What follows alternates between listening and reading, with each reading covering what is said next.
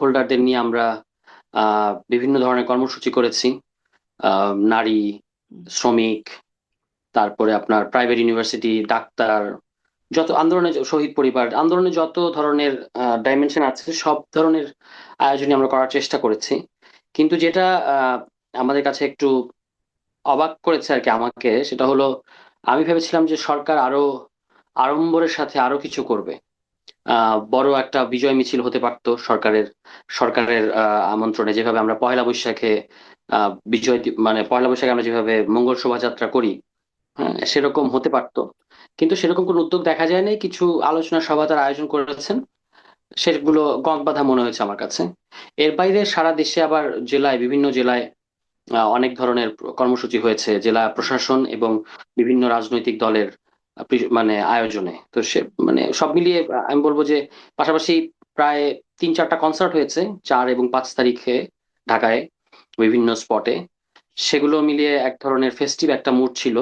এবং শেখ হাসিনা মুক্ত বাংলাদেশ বা আওয়ামী লীগ মুক্ত বাংলাদেশের যে একটা আনন্দ, সেটা আমি তরুণদের মধ্যে দেখতে পেয়েছি। আচ্ছা, এই ফেস্টিভ মুডের সাথে সাথে আরেকটা যেটি দেখা গেছে, এই যে ধরেন জুলাই ডকুমেন্টের উদ্বোধন, যেখানে রাষ্ট্রপতি ছিলেন, স্বরাষ্ট্রমন্ত্রী, মুক্তিযুদ্ধ বিষয়ক মন্ত্রী, আরও মন্ত্রীরা ছিলেন।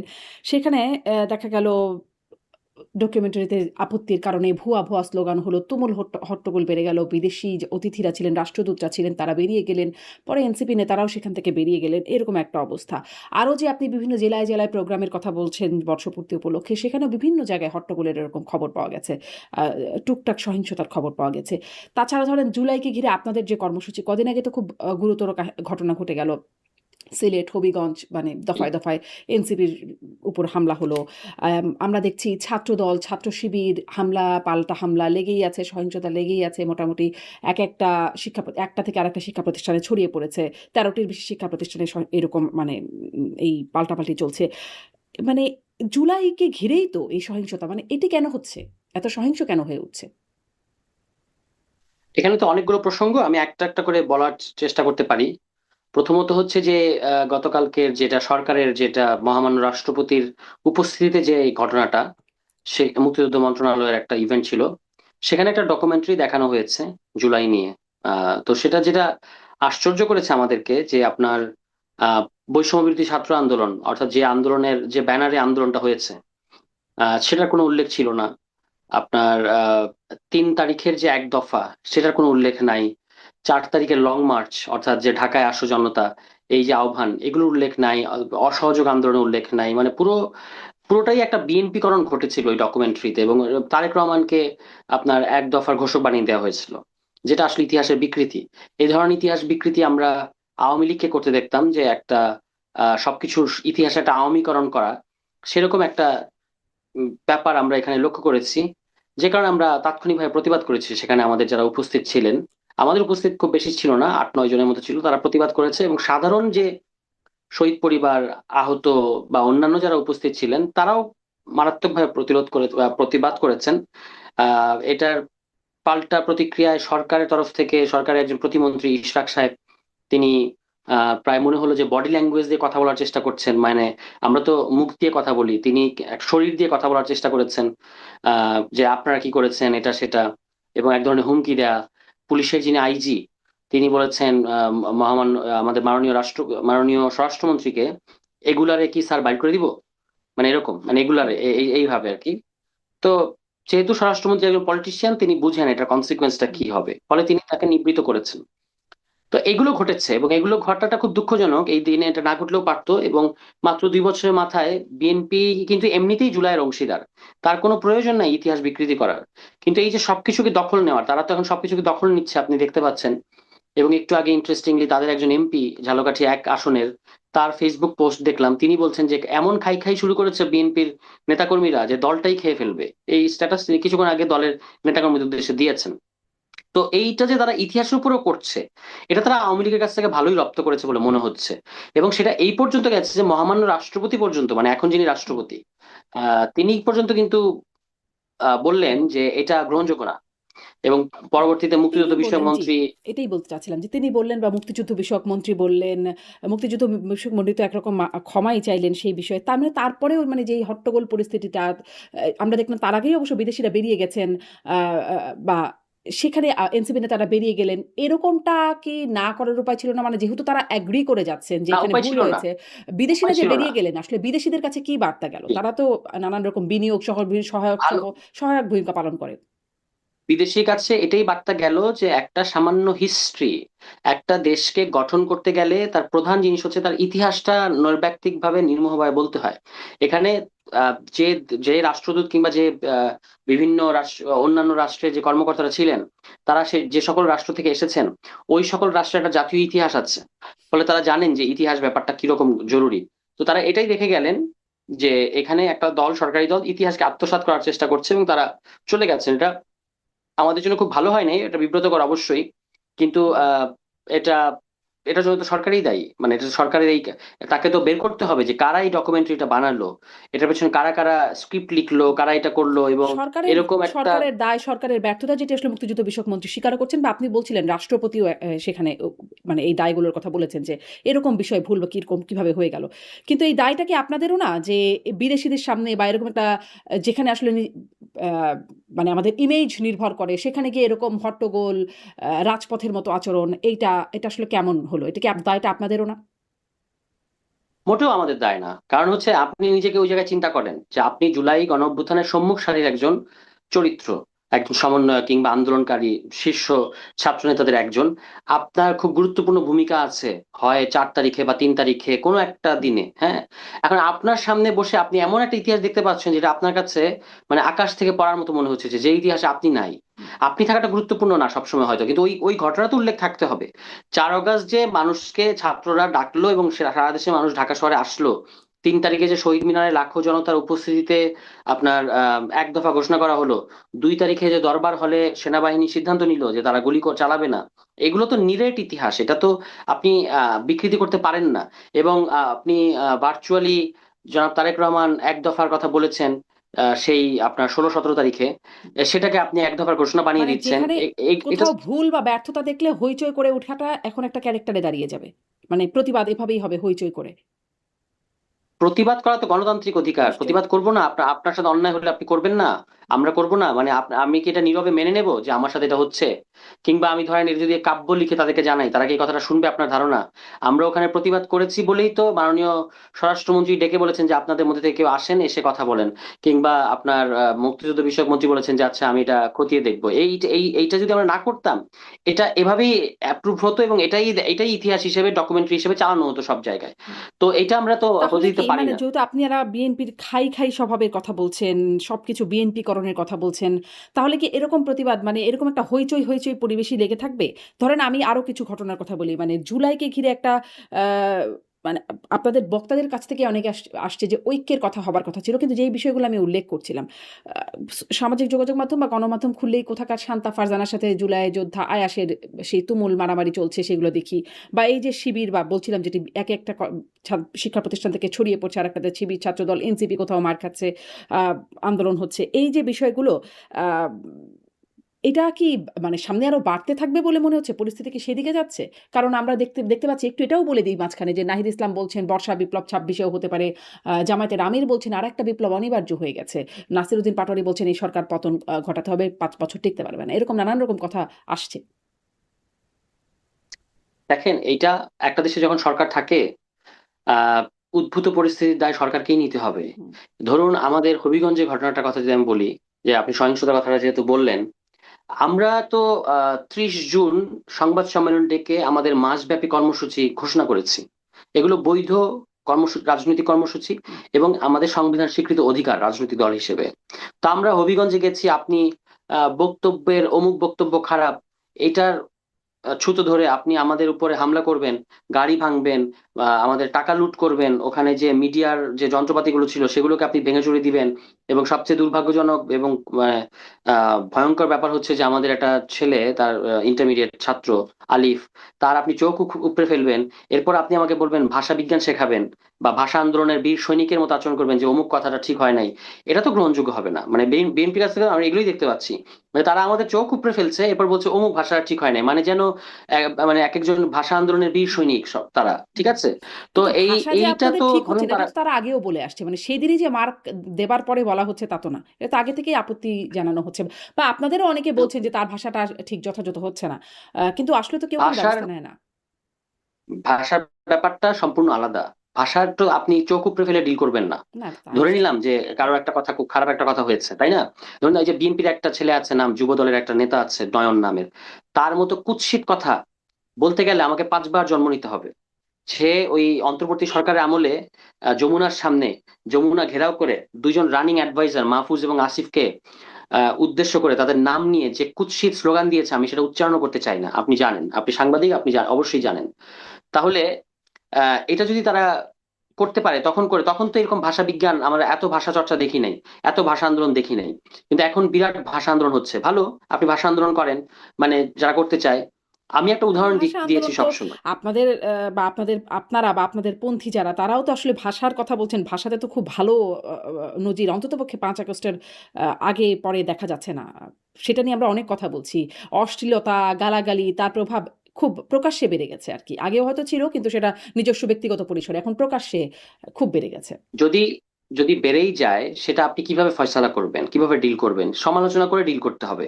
যেমন ধরুন, আমি একটা উদাহরণ সবসময় দিই, একজন বিরোধী দলীয় নেতা অন্য একটা দলের, তিনি মাননীয় প্রধানমন্ত্রীকে উদ্দেশ্য করে খুব কুৎসিত একটা গালি দিয়েছিলেন, হুম, যেটা অগ্রহণযোগ্য ছিল। এই মাস দুইয়ের আগে সম্ভবত একটা কোন একটা, এই সরকার যখন হুম, শুরু করে তার 1-1.5 মাসের মধ্যে কুলাঙ্গার হুম, বলেছিলেন। এটা কিন্তু আপনি খেয়াল করবেন জনগণ এটা গ্রহণ করে নাই, কিংবা আহ বিরোধী দলীয় পরিসরও সেটা গ্রহণযোগ্য হয় নাই। ঠিক আছে, কেন? সে হ্যাঁ। কারণ আমাদের মাননীয় প্রধানমন্ত্রীর ব্যাপারে রাজনৈতিক সমালোচনা আছে, থাকবে, কিন্তু এটা আপনি তো মানে এইভাবে গালি দিতে পারবেন না। তো এই যে এই যে গালি দিল কেউ, এটা অগ্রহণযোগ্য হলে সেটা ব্যাকল্যাশ জনগণের দিক থেকে আসবে, মানুষের দিক থেকে আসবে। এটাই ফয়সালা করা সবচেয়ে ভালো পন্থা। কিন্তু আপনি যদি আজকে, যেটা সবচেয়ে ইম্পর্টেন্ট এখানে, যে আজকে যদি আপনি কটূক্তি, গালি, এসবের কারণে হামলা করা জাস্টিফাইড হয়ে যায়, তাহলে কালকে ওই যে কোনো কথাকেই গালি এবং হুম। আপনার না, কটূক্তি হিসেবে চিহ্নিত করা হবে, এইটা অবশ্য আজকে এবং কথা তারপরে বলার ইস্যু হামলা ছিল করা না। হবে। তারপরে যেহেতু আসছে বলি, কটূক্তি গালি হামলা করার জন্য জাস্টিফিকেশন না। কিন্তু ধরেন কটূক্তির জাস্টিফিকেশনটা কি? সেটা তো কিছু একটা কোথাও তো এটা রেমেডি হতে হবে। আপনারা তো দীর্ঘদিন ধরে কটূক্তি হ্যাঁ, করে হতে হবে, যাচ্ছেন। হতে হবে। কিন্তু সেটা নিয়ে তো কোনো শো কজ, কোনো আনুষ্ঠানিকভাবে কোনো বার্তা দেয়া সেগুলো তো হচ্ছে না। মানে কটূক্তি তো বন্ধ হচ্ছিল না তো বা হয়নি তো। না, হবে, বন্ধ হবে, কারণ এটা সমাজ গ্রহণ করছে না। এটা যারা বিভিন্ন ধরনের খারাপ কথা বলছেন বা অগ্রহণযোগ্য কথা বলছেন, এটা তারা বুঝতে পারছেন। মানে সেটা মানে সমাজের একটা অটো রেজিস্ট্যান্স এখানে আছে। ফলে এটা এটা আপনাকে ছেড়ে দিতে হবে, কারণ এই ভাষা, মানে গালি বলেন আর যেটাই বলেন, এগুলো ভাষারই অংশ, এগুলো ভাষার মধ্যেই আছে। আমি ব্যবহার করবো না, এটা হচ্ছে আমার ডিসেন্সি। তো এই ডিসেন্সিটা পলিটিক্স এর মধ্যে আসতে হবে। আমরা অতীতেও দেখেছি এরকম কুৎসিত কথা কেউ কেউ বলেন, কিন্তু এগুলো শেষ পর্যন্ত ধোপে টেকে না, বা এটা গ্রহণযোগ্য হয় না, বা এটা রাজনীতির মূল ধারা হতে পারে না কখনো। তো সেটা আলাদা বিষয়, কিন্তু কিন্তু আমি বলছি মূলধারা যে না হলেও তার আপনি যে উপরেই যখন ফোকাস হয়, লাইমলাইট পড়ে, ধরে আপনাদের যেকোনো প্রোগ্রামে তিনিই বলছেন, যিনি আসলে কুৎসিত কথা আমি যদি বলি নাসিরউদ্দিন পাটোয়ারির উপরেই মূল যে অভিযোগটা, তিনিই বলছেন, তিনিই খুব সবসময় লাইমলাইট থাকছেন, গণমাধ্যমও সবসময় তার কাছেই যাচ্ছে। ফলে তার বলার জায়গাটা আরো বাড়ছে। আপনি বলছেন যে না বলবেন না। কিন্তু ধরেন তিনি, আমার মনে আছে রমজান মাসে তিনি একটা স্ট্যাটাস দিয়েছিলেন ফেসবুকে। তিনি বলেছিলেন তিনি আর এরকম মানে এ ধরনের কথা আর বলবেন না বলে তিনি সিদ্ধান্ত নিয়েছেন। কিন্তু তারপরে সেটি তিনি অব্যাহত রেখেছেন। আবারও তিনি এই মানে এনসিপির উপর হামলার পরেও তিনি বললেন যে তিনি এখন থেকে চুপ থাকবেন। তারপরেও আসলে তিনি বলছেন, যদিও অত কুৎসিত কথা হয়তো এখন আর বলছেন কিনা জানি না, শুনি নাই। কিন্তু তিনি বলছেন। আ ফলে কুৎসিত কথা থামাতে আপনাদের উদ্যোগ কোথায় ছিল? আহ তিনি সম্প্রতি একটা টক শো না, মানে এই ধরনের একটা ইন্টারভিউর মতো, সেখানে কিন্তু নাসিরুদ্দিন পাটোয়ারি বলেছেন যে তার শব্দ চয়নের মধ্যে ভুল আছে, তাকে এটা সংশোধন করতে হবে। এটা তার, যেহেতু তার স্বীকারোক্তি, ফলে আমরা সেখানেই থাকতে চাই। এবং আমরা আশা করি যে তিনি ভবিষ্যতে যখন বক্তব্য দেবেন, তখন সে রাজনৈতিক বক্তব্য দেবেন। আহ ব্যক্তিগত আক্রমণ কিংবা এই ধরনের কিছু করবেন না। যাই হোক, এইটা হুম, ব্যক্তি ধরে আলাপ করে তো আমরা রাজনীতির ব্যাপারে আলাপ করতে পারবো না। মূলত হচ্ছে যেটা আপনার প্রশ্নের মানে প্রধান জায়গাটা ছিল, সেটা হচ্ছে সহিংসতা, হুম, যে পলিটিক্সে হুম, আবার একদম। সহিংস পরিবেশ তৈরি হচ্ছে। এটা হচ্ছে আপনার অ্যালার্মিং। এবং আমরা বিভিন্ন ক্যাম্পাসে দেখতে পাচ্ছি যে ছাত্রদল মরিয়া হয়ে ক্যাম্পাসগুলোকে দখল নিতে চাচ্ছে। তো সে কারণে হামলাগুলো হচ্ছে। এবং আমি বোঝার চেষ্টা করেছি, এই যে 13টা ক্যাম্পাসে আপনার মানে সহিংসতা সৃষ্টি হলো কি কারণে। আপনি কি মনে করতে পারেন, আপনি কি বলতে পারেন একটা একজন ইনফর্মড সিটিজেন হিসেবে এবং সাংবাদিক হিসেবে, হুম। যে খুব গুরুতর কোনো কারণ আছে এর পেছনে, যেটা মানে যেটার ছাড়া বা যেটার কারণে এই হামলাগুলো হচ্ছে, বা এটা অ্যাভয়েড করা যেত না, এরকম কি মনে হচ্ছে? আমার আম- কাছে এরকম মনে হচ্ছে আমার না। ক্ষেত্রে আমি তো মনে করতে পারি বেশিরভাগ ক্ষেত্রে ছাত্রদের মতো সংঘর্ষে কোনো গুরুতর কারণ থাকে না। এক্স্যাক্টলি। তাহলে এটা তো ছাত্রদলকে, আহ যারা যেহেতু সরকারি ছাত্র সংগঠন, দেখুন তাদের একটা মানে একটা ভেতরে একটা পীড়া কাজ করছে আমার মনে হয়। সেটা হচ্ছে যে তারা সরকারি ছাত্র সংগঠন, কিন্তু ঠিক সরকারি ছাত্র সংগঠনের মতো একচেটিয়া আচরণটা তারা করতে পারছে না। রেজিস্ট্যান্স হচ্ছে ছাত্রদের দিক থেকে। তারা ক্যাম্পাসগুলোকে সেভাবে দখল করতে পারছে না, হলগুলোকে দখল করতে পারছে না, সেখানে গেস্ট রুম গণরুম এগুলো করতে পারছে না। ফলে তাদের মধ্যে ওই যে সরকারি ছাত্র সংগঠনের যে একটা গরম ব্যাপার, এটা না দেখাতে পারার একটা কষ্ট তাদের মধ্যে আছে। এই কারণে তারা মাঝে মাঝে সুযোগ পেলেই, মানে তুই জল ঘোলা করলি কেন টাইপের একটা ছুতা ধরেই আপনি দেখবেন সুযোগ পেলেই তারা হচ্ছে খুবই সহিংস হয়ে ওঠে। তারা ডাকসুর নেতৃবৃন্দের উপর একবার থানায়, একেবারে শাহবাগ থানায় হামলা করেছে। এবং এখনো আবার এগুলো আমরা দেখতে পাচ্ছি, এবং সেখানে শুধু ছাত্রদল না, যুবদলও যুক্ত হচ্ছে। হুম, এই যুবদল নেতা নয়ন, তাকে আমরা দেখেছি হেলমেট পরিহিত অবস্থায় হুম। আমাদেরকে সেই ছাত্রলীগ যুবলীগের স্মৃতিগুলো মনে করিয়ে দিয়েছেন তিনি। তাকে ধন্যবাদ দেওয়া উচিত হবে কিনা বুঝতে পারছি না, যে তাকে যে আমরা হেলমেট অবস্থায় দেখলাম, এটা তো আমাদেরকে সেই স্মৃতিটা মনে করিয়ে অনেক দিয়েছে। স্মৃতি মনে তো পড়ছে। এগুলো সারোয়ার তুষার আরেকটু যোগ করি। এই স্মৃতি মনে করার ব্যাপারে হ্যাঁ, মানে ছাত্রলীগকে যেভাবে হেলমেট বাহিনীর মধ্যে পুলিশের মতো দেখা যেত, এই হেলমেট বাহিনী নামই হয়ে গেছিল। পরে অবশ্য জানা গেছে যে সেখানে অনেক গুপ্ত আরো অনেকেই ছিলেন। কিন্তু ছাত্রলীগ ছিল পুলিশের হেলমেট বাহিনী হিসেবে। তারপরে এখন দেখা যাচ্ছে আপনি বলছেন হ্যাঁ, ছাত্রদল আছে। আবার ধরেন ছাত্রলীগকে আমরা বলতে শুনতাম, ছাত্রলীগের সভাপতি সাদ্দামরা বলতেন যে তারা ফু দিলে ৫ মিনিটও ক্যাম্পাসে টিকতে পারবে না। এখন ছাত্র শিবিরের সভাপতি সাদ্দামদেরকে শোনা যাচ্ছে তারা বলছেন যে তারা প্রতিরোধ করলে ছাত্রদল ১০ মিনিটও ক্যাম্পাসে টিকতে পারবেন না। মানে কথাবার্তা যদি ছাত্রদলেরটাও দেখি ছাত্রলীগের মতো মনে হচ্ছে, ছাত্র শিবিরেরটাও শুনলে ছাত্রলীগের কথার সাথে মিলছে। পার্থক্যটা কোথায় তাহলে? কথায় মিললেও এখনো পর্যন্ত ছাত্র শিবির ছাত্রলীগের মতো এরকম বেপরোয়া কিংবা এরকম সন্ত্রাসী আচরণ এখনো পর্যন্ত করে নাই। এবং সেটার ক্যাপাসিটি তাদের আছে কিনা, এটা নিয়ে আমার সন্দেহ আছে। কারণ ছাত্রলীগের এই সন্ত্রাস করার যে ক্যাপাসিটি, এটা অনন্য। এটা খুব বেশি সবার মধ্যে আপনি এটা পাবেন না। এই কারণে দেখবেন ছাত্র দল পর্যন্ত হিমশিম খাচ্ছে। তারা সন্ত্রাস সহিংসতা করতে যাচ্ছে, কিন্তু এরকম একচেটিয়া সন্ত্রাস সহিংসতা করতে পারছে না, যেটা ছাত্রলীগ অত্যন্ত কনফিডেন্সের সাথে কবিতা লিখতে লিখতে, ওই যে আপনি যার কথা বললেন সাদ্দাম, এখন তো পালিয়ে আছেন। তিনি তো কবিতা লিখতে লিখতে সন্ত্রাস করতেন। একদিকে কবিতার বিভিন্ন উক্তি মুখস্থ করে সেগুলোকে ঝেড়ে দিতেন বিভিন্ন জায়গায়, আবার সন্ত্রাসও করতেন। এমনকি ডাকসুর 2 তলা থেকে ছুঁড়ে ফেলেও দিয়েছেন, ছাত্র মেরুদণ্ড ভেঙে ফেলেছেন, এগুলো ঘটেছে। কিংবা চোখ উপড়ে ফেলেছেন। এগুলো অনেক হ্যাঁ, ঘটনা আছে, এখনো তো পিটিয়ে চোখ মেরে উপড়ে ফেলেছেন। ফেলছেন, পিটিয়ে শেষ ফেলছেন। নাই। মেরে হয়তো ফেলে নাই এখনো পর্যন্ত। কিন্তু পিটাপিটির ঘটনা তো চলছেই। হেলমেট অবশ্যই এটাই তো পরিহিতভাবে খারাপ, এটাই তো সেটাও বলছি। চলছে। হ্যাঁ। অবশ্যই এটাই তো খারাপ, এবং এটাই তো বারবার বলছি যে এই জায়গাটায় যাওয়া যাবে না। পলিটিক্সকে ডিসেন্ট জায়গায় রাখতে হলে আমাদেরকে গণতান্ত্রিক সংলাপের মধ্যে থাকতে হবে। হুম। এবং একটা গ্রহণযোগ্য ছাত্র রাজনীতির রোডম্যাপ ছাত্রদের তৈরি করা উচিত। এটা ছাত্র ইস্যু, কিন্তু জাতীয় রাজনীতিতেও ধরেন এই হবিগঞ্জের ব্যাপারটা তার শুধু ছাত্রদের ইস্যু না। সেখানে আমরা তো পুরো দেখলাম যে অস্ত্রশস্ত্র সহ পুলিশের সাথে আমরা বিএনপি ছাত্র দলের নেতাদেরকেই অবস্থান করতে দেখেছি, আমি নিজেও সেখানে হুম। গিয়েছিলাম। এবং পুলিশ যেভাবে আমাদেরকে বাধা দিল, মানে আমরা আক্রান্ত পক্ষ, কিন্তু আমাদেরকেই কর্মসূচি করতে বাধা দিয়েছে। যারা আক্রমণকারী তাদেরকেই তারা সুরক্ষা দিয়েছে। তো সেই একই দলীয় আচরণ তারা করে যাচ্ছে বা করতে বাধ্য হচ্ছে, এটা বলাটা আরো ভালো হবে। কারণ এখানে তো পুলিশ সংস্কার যে কমিশন গঠন করার কথা, যেটাতে বিএনপি নোট অফ ডিসেন্ট নাই, সেটা বিএনপি বাস্তবায়ন করছে না। তো এই কারণে আপনার সার্বিক দিক থেকে এই ঘটনাগুলো ঘটতে হুম। পারছে, এবং পুলিশ যে পুলিশ তো নিউট্রালি। সবখানেই আসলে নীরব থাকছে। ধরেন রাকসুর ঘটনাতেও যেটা দেখা গেল, পরবর্তীতে অবশ্য দেখলাম কিছু মামলা-টামলা হয়েছে। কিন্তু রাকসুতেও আম উম সেখানে যে সালাউদ্দিন আম্মার তিনি ছাত্রলীগ বলে ৩ জন শিক্ষার্থীকে বেধড়ক পেটাচ্ছেন বা শিবিরের আরো কর্মীরা পেটাচ্ছে। পুলিশ এবং প্রশাসনও সেখানে দাঁড়িয়ে, দাঁড়িয়ে দেখছে এবং পরে দেখা যাচ্ছে সে যারা মার খেয়েছে তাদেরকে গ্রেপ্তার করে নিয়ে যাচ্ছে। আ ওই একই রকম ভূমিকা না পুলিশের? অ্যাবসলিউটলি, এবং এটা অগ্রহণযোগ্য। মানে ওই যে আপনি বললেন যে গ্রেফতার করে নিয়ে যাচ্ছে, তাহলে যদি ছাত্রলীগ হয়েই থাকে, মানে যাদের কার্যক্রম নিষিদ্ধ, তাদেরকে স্রেফ পুলিশের কাছে সোপর্দ করতে হবে।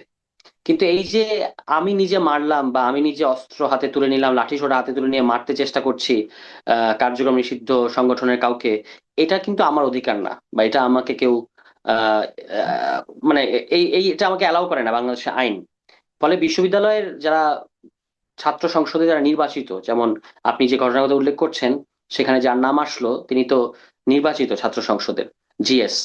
ফলে তাদেরকে এগুলো খেয়াল রাখতে হবে, এবং এটার ক্ষেত্রে যেখানে যেখানে আইনের ব্যত্যয় ঘটেছে না, আইনানুগ ব্যবস্থা নিতে হবে। এ ব্যাপারে হুম, আহ কোনো যুক্তিতর্ক নাই। মূল বক্তব্যটা হচ্ছে যে আপনি আইনের শাসন প্রতিষ্ঠা করেন, এবং আইন যে একটা ব্লাইন্ডলি কাজ করে, ব্লাইন্ডলি মানে সে দেখে না এটা সরকার না এটা বিরোধী দল না এটা কে, সে শুধু অপরাধীকে চেনে, ঠিক আছে? সেই সেরকম আইনের শাসন আমরা প্রতিষ্ঠা প্রতিষ্ঠা করতে চাই। কিন্তু সরকার যখন নিজেই রাজনীতিকরণ করে সবকিছুকে, হ্যাঁ, তখন তো আপনি পারবেন না। তখন আপনি যখন আপনি আপনার ছাত্র সংগঠনকে প্রোটেকশন দেবেন, তখন আপনি আরেকটা ঘটনায় পারবেন না, তখন সেটা সিলেক্টিভ হয়ে যাবে, হুম, সিলেক্টিভ মনে হবে। কিংবা এখন যেটা আবারও শুরু হয়েছে যে আপনার ফেসবুক স্ট্যাটাসের কারণে বিভিন্ন জায়গায় গিয়ে পুলিশ গ্রেফতার করছে, মারধর করছে, হ্যাঁ, এবং কটূক্তির, আমি যেটা একটু আগে বললাম যে কটূক্তির অভিযোগে ডিজিটাল নিরাপত্তা আইনে গ্রেফতার করা, এটা আওয়ামী লীগ আমলে আমরা বিপুল পরিমাণ দেখেছি, এবং এগুলো আওয়ামী লীগের জন্য কিভাবে বুমেরাং হয়েছে সেটা এখন আর বলার হুম। দরকার নেই, বলার অপেক্ষা রাখে না।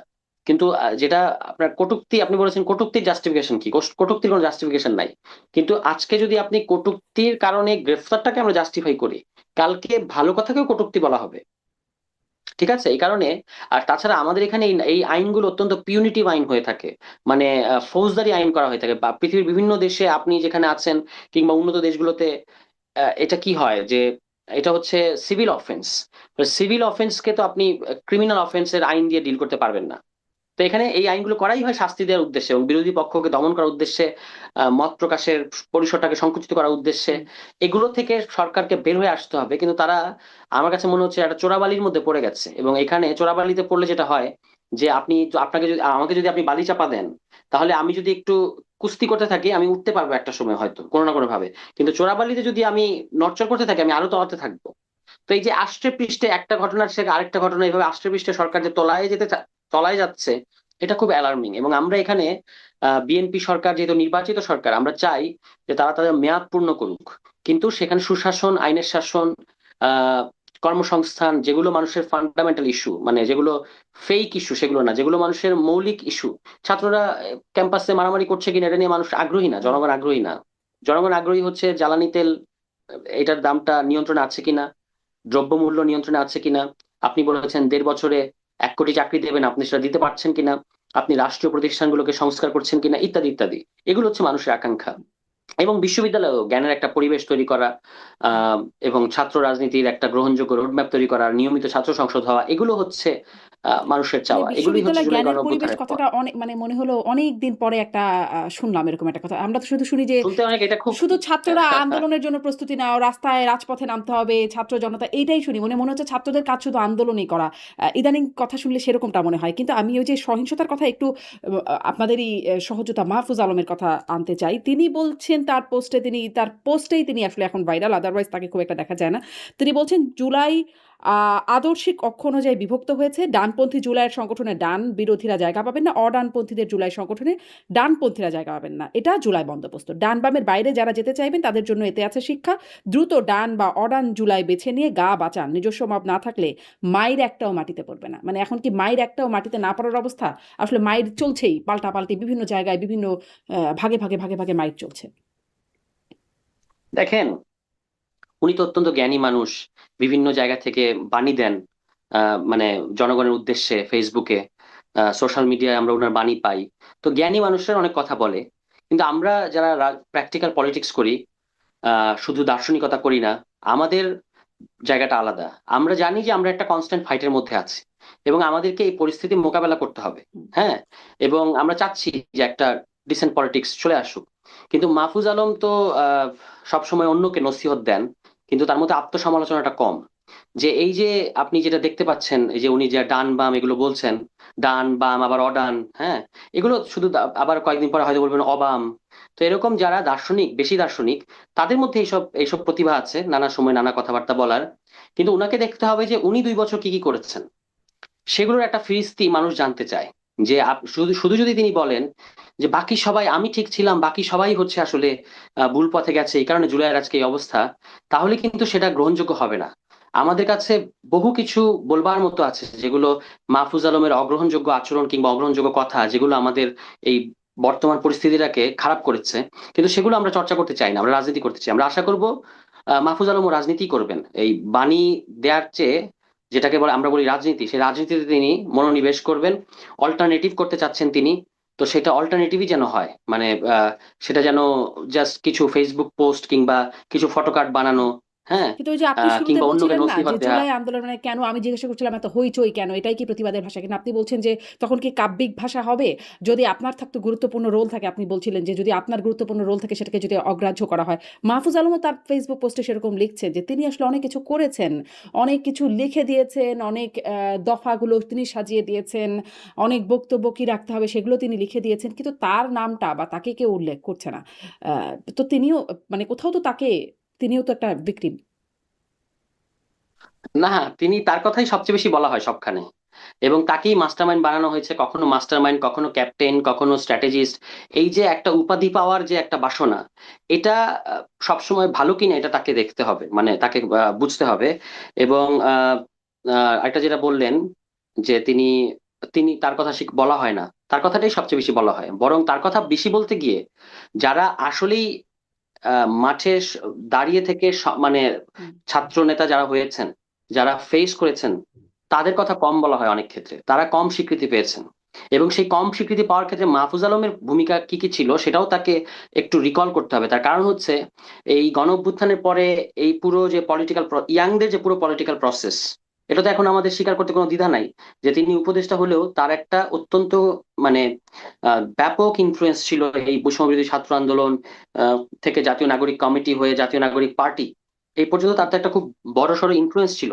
তো তিনি, এই যে অনেকেই স্বীকৃতি পায় নাই, অনেকেই চলে গেছে, অনেকেই সরে গেছে, এগুলো তার কোন কোন পদক্ষেপ, কোন কোন সিদ্ধান্তের কারণে এগুলো হয়েছে, সেটা কিন্তু তাকে আত্মসমালোচনা আমরা তার কাছে জানতে চাই। যদি তিনি যদি আত্মসমালোচনা করেন, তাহলে আমরা তাকে অ্যাপ্রিসিয়েট করবো। আর তিনি যদি শুধু সারাক্ষণ অন্যকে নসিহত দেন কিংবা রুদালিপনা করেন, রুদালিপনা মানে হচ্ছে, মহাশ্বেতা দেবীর একটা গল্প আছে, খুব বিখ্যাত গল্প, রুদালি। এই রুদালি গল্প হচ্ছে যারা পয়সার বিনিময়ে এসে কান্নাকাটি করে, গরিব মহিলা যারা ধরেন কোনো মরা বাড়িতে পয়সার বিনিময়ে এসে কান্নাকাটি করে, তাদেরকে বলা হয় রুদালি। তো এই এই যে রুদালিপনা, সারাক্ষণ কান্নাকাটি করা, সারাক্ষণ বলা আমাকে এটা দেওয়া হয়নি, ওটা দেওয়া হয় নাই, এই হয় নাই, সেই হয় নাই, এই রুদালিপনা আমরা অনেক দেখতে পাচ্ছি এই গত 1.5-2 বছর, কিন্তু কোনো কাজে আসেনি। কিন্তু কারাই রুদালিপনা গুলো করে আপনি দেখবেন, তারাই বিভিন্ন সেমিনার সিম্পোজিয়াম দখল করে আছেন, তারাই বিভিন্ন পত্রিকার ক্রোড়পত্রতে তারাই লিখছেন, তারাই বিভিন্ন আপনার ওই থিঙ্ক ট্যাঙ্কের মধ্যে বসে তারাই প্যানেলিস্ট, তারাই আলোচক, তারাই অ্যাপ্রিসিয়েট করছেন। অর্থাৎ সব জায়গায় তারা, কিন্তু অভিযোগটা আবার তারাও করছেন, তারাই করছেন। তো এগুলো আমরা দেখেছি, দেখে আসছি, হ্যাঁ। এটা আমাদের কাছে এখন আর অত নতুন কিছু মনে হয় না। মানে তো এখন মাহফুজ আলমের কাছে একটু আরেকটু অল্টারনেটিভ মানে রাজনীতি আমরা আশা করি। এই যে মানে বিষয়গুলো যে কেউ রুদালিপনা করছেন, বিভিন্ন জায়গায় তারাই তারাই আছেন, এই যে আপনি যেরকম বলছেন এটাকে বলা আরেকটা নাম দেয়া হয়েছে জুলাই ব্যবসা। এটা নিয়ে মাহফুজ আলম যেমন ক্ষুব্ধ, উমামা আর তাদের সাথেই ছিলেন সম্মুখ সারির নেত্রী তিনি, তাসনিম যারা তারা সরে গেলেন, তারাও পরবর্তীতে এরকম অভিযোগ দিয়েছেন যে জুলাইকে বানানো হয়েছে টাকা বানানোর মেশিন বা ক্ষমতার মেশিন ইত্যাদি, বিভিন্ন সময় তারা বলেছেন। এখন জুলাই ব্যবসার কথা শুনছি, এমপি মাহমুদা মিতু তিনিও বলছেন যে যদি তারা জিয়া ব্যবসা করতে পারে, মানে বিএনপির কথা বলছি, তারা যদি জিয়া ব্যবসা করতে পারেন তাহলে জুলাই ব্যবসা করতে অসুবিধা কি, যদি জুলাই ব্যবসা হয়ে থাকে হাদি ব্যবসা, জুলাই ব্যবসা চালু রাখতে তিনিও বলছেন। মানে যদি খারাপই হয়, জিয়া ব্যবসাটা যদি খারাপ হয়, মুক্তিযুদ্ধের চেতনা ব্যবসা যদি খারাপ হয়, তাহলে জুলাই ব্যবসাটাও চালু রাখা কেন? মানে জুলাই ব্যবসা একটা নতুন করে আর একটা দোকান খোলা না, জুলাই ব্যবসার কোনো সুযোগ নেই, জুলাই হচ্ছে তো। ব্যবসার কোনো সুযোগ নেই এই যে আপনার। আপনিই বললেন যে তারাই তারা, হচ্ছে, হ্যাঁ হচ্ছে তো। হ্যাঁ করছে তো, এবং করছে, এবং করে আবার তারা বলতেছে যে জুলাই নিয়ে ব্যবসা হচ্ছে, অথচ তারা কিন্তু জুলাইয়ের পরে অত্যন্ত প্রিভিলেজ। আপনি দেখবেন ইউজিসি তে তারা গিয়েছে, ইউনিভার্সিটিতে তারা ভাইস চ্যান্সেলর হয়েছে, তারপরে আপনার কি বলে এটাকে সংবিধান সংস্কার কমিশনে তারা গিয়েছে, শ্রম সংস্কার কমিশনে তারা গিয়েছে। 8 জনের দল, তার মধ্যে 5 জন গত 2 বছরে, ধরেন একটা দল 8 জনের, সেই দলের মধ্যে একজন সংবিধান সংস্কার কমিশনে গেছেন, একজন শ্রম সংস্কার কমিশনে গেছেন, আরেকজন বিএনপি সরকারের প্রতিমন্ত্রী হয়েছেন। এই 8 জনের দলের মধ্যে 3-4 জন এভাবে এম্পাওয়ার্ড হয়েছেন। আবার সেই দলের ছাত্র সংগঠনের সাবেক কোনো নেত্রী, যিনি আবার ধরেন পরবর্তীতে বৈষম্য বিরোধী আন্দোলনের বড় ফেস হয়েছেন, তিনি ওই বৈষম্য বিরোধী আন্দোলনের পদ ব্যবহার করে বিভিন্ন সভা সেমিনার, বিভিন্ন এমবাসি, বিভিন্ন পত্রিকা অফিস, বিভিন্ন এনজিও, এখানে গিয়ে গিয়ে নিজেকে পরিচিত করিয়েছেন, কান্নাকাটি করেছেন, দেখো আমাকে কেউ খেয়াল করে না, এগুলো বলেছেন। কিন্তু অভিযোগটা আবার এরাই করছেন, এটাই হচ্ছে আমি বলছি মুশকিলের বিষয়। কিন্তু জুলাই নিয়ে ব্যবসা করার মানে এটা কোনো বাস্তবতা নেই, এবং এটা সম্পূর্ণ অগ্রহণযোগ্য। কিন্তু যেভাবে বলা হয়, যেন জুলাই ব্যবসাটা যখন জুলাই ব্যবসার কথাটা ব্যবহার করা হয়, তখন এটা ইঙ্গিত করা হয় এনসিপির দিকে, যে এনসিপি জুলাই ব্যবসা করছে। কিন্তু বাকি যারা এই অভিযোগগুলো করছেন, আমি দেখতে পাচ্ছি ক্ষেত্র বিশেষে তারা এর চেয়ে বেশি জুলাই ব্যবসা করছেন। হ্যাঁ, কিন্তু তারা নিজেদেরকে একটা ভিকটিমের জায়গায় বসাচ্ছেন আর কি। তারাই মানে টেলিভিশনে গিয়ে বলছেন, তারাই পত্রিকায় লিখে এগুলো বলছেন, এবং এটা হচ্ছে সম্পূর্ণ এনসিপি কে ডিলেজিটিমাইজ করার একটা পলিটিক্স। আপনি দেখবেন যে পুরো 2 বছরে সবাই কে কি করেছে, কে কোথায় ছিল, এগুলো তো আমরা সবই দেখেছি। সেগুলো তো ধরেন বলতে থাকলে রাজনীতি হবে না, শুধু পরচর্চা করতে থাকতে হবে। তো আমরা পলিটিক্যাল প্রসেসটাকে আপহোল্ড করতে চাই, আমরা ঝুঁকি নিচ্ছি, আমরা রাজনৈতিক দল খুলেছি, এবং আমরা সেখান থেকে জনগণের কাছে যাচ্ছি, সেখানে গিয়ে মানুষের কথা শুনছি, সেখানে আমাদের ভুলগুলো তারা বলছেন, যদি ভুল থাকে কোনো কোনো ক্ষেত্রে, সেখান থেকে আমরা শিখছি, সংশোধন করছি। কিন্তু ধরুন আপনি শুধু যে নসিহত দেবেন, ফেসবুকে শুধু বাণী দেবেন, কিংবা শুধু রুদালিপনা করবেন, আমি বলছি যে এগুলো কোনো কাজে আসে না। মানে এগুলো তো মানুষের, জনগণের কোনো কাজে আসবে না, বরং এটা হচ্ছে একটা স্পেসিফিক মানে অংশকে, জুলাইয়ের মূলধারা বাই এনি মিনস এনসিপি, এখান থেকে কেউ কেউ চলে গেছে, কেউ কেউ ছিটকে পড়েছে, যারা বিদেশ থেকে এসেছিল, এসে পরবর্তীতে জুলাইয়ের পোস্টার গার্ল হয়ে গেছে, তাদের অনেক ক্ষেত্রে তাদের আপনার ধরেন পোষায় নাই, কিংবা তারা দলীয় সিদ্ধান্তের বাইরে গিয়ে ব্যক্তিগত ইচ্ছাটাকে প্রাধান্য দিয়েছেন। এখন তারা যদি আমাদেরকে নসিহত দেন, তাহলে তো সেটা আমরা মানবো না, কারণ আমরা সংগ্রাম করে করে এ পর্যন্ত এসেছি।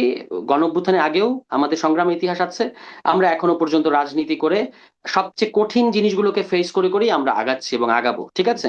এর বাইরে যারা এরকম অভিযোগের একটা টোনের মধ্যে থাকেন, তারা তো তাদের কাজ করবেন, তারা তো ওরকমই করবেন। কিন্তু এর আবার মধ্যে কিছু কিছু আপনি পত্রিকা, যার কথা বলছেন তার প্রসঙ্গ থেকেই টানি যে এই যে আপনাদের মধ্যে যারা আসলে জুলাইয়ের শক্তি, জুলাইয়ের পক্ষে, আন্দোলনের পক্ষে, একটু আগে বলছিলাম ছাত্র শিবির, ছাত্র দল, তারপরে এই যে এনসিপি বৈষম্য বিরোধী থেকে যারা ছিটকে গেছেন, তাদের মধ্যে পাল্টাপাল্টি নানান রকম, কেউ কেউ ব্যবসা করছেন, কেউ কেউ রোদালিপনা করছেন, আম, আবার কেউ কেউ বঞ্চিত করার জায়গায় গেছেন। এইরকম যে পাল্টাপাল্টি চলছে, অনৈক্যের জায়গায় যখন দেখা যাচ্ছে, তখন মাহফুজ আলমও বলছিলেন যে এইরকম কুস্তির মধ্যেই আসলে আওয়ামী লীগ ফিরে আসার একটা পথ অনিবার্য তৈরি হবে। সেরকম একটা পরিস্থিতি কি আপনারাই তৈরি করছেন কিনা?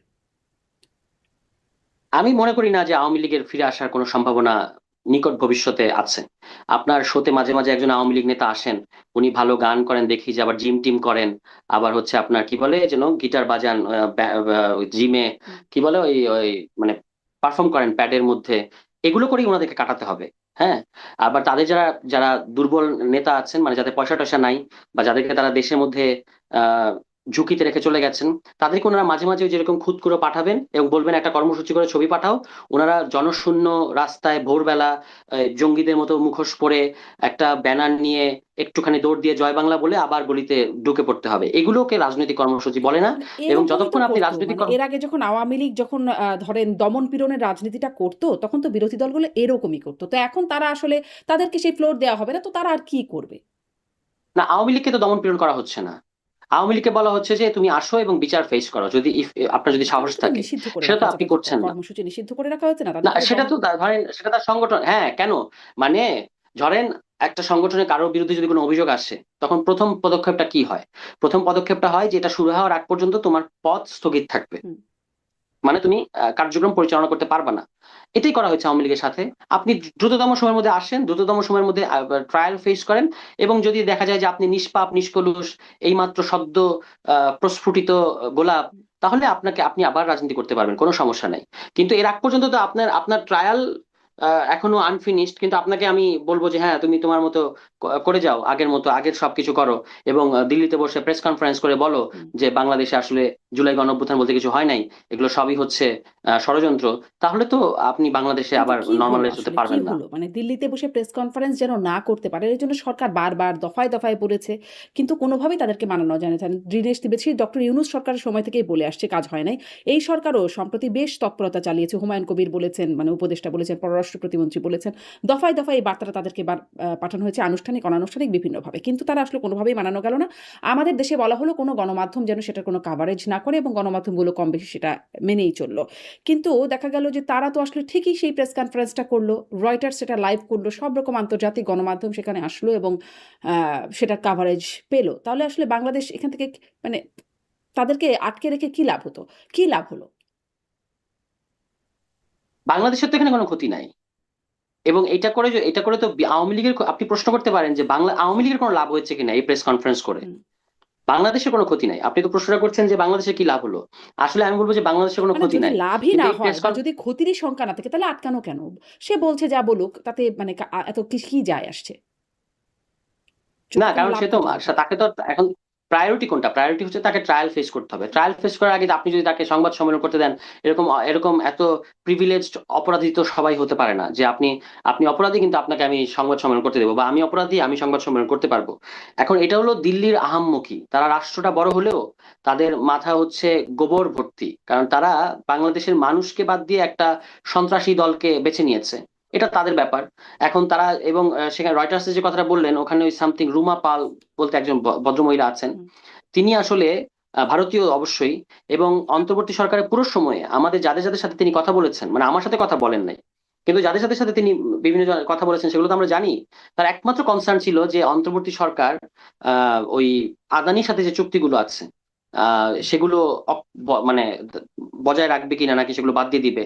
ফলে বুঝতেই পারছেন রয়টার্সে কিংবা এরকম ওয়েস্টার্ন মিডিয়া গুলোতে তো ইন্ডিয়ার কিছু লোক আছে, ইন্ডিয়ান অ্যাসেট তো আছে, তারা এই ঘটনাটা তাদের মতো করে ফ্রেমিং করতে চাচ্ছে। কিন্তু সেটাতে খুব বেশি লাভ হবে এরকম মনে করার কোনো কারণ নাই। কারণ হচ্ছে দুটো উদাহরণ দিই। একটা হচ্ছে জাতিসংঘের কাছে যখন আওয়ামী লীগ নিষিদ্ধ কার্যক্রম নিষিদ্ধ আওয়ামী লীগ যখন একটা প্লি করলো যে ওই যে তাদের যে ফ্যাক্ট ফাইন্ডিং রিপোর্ট, হুম। এটা এটার মধ্যে কিছু এটা নিয়ে তারা কথা বলতে চায় বা এরকম কিছু সামথিং, তখন কিন্তু জাতিসংঘ বলেছে যে এটাকে অবিশ্বাস করার মতো কোনো কারণ আমাদের সামনে হাজির হয় নাই।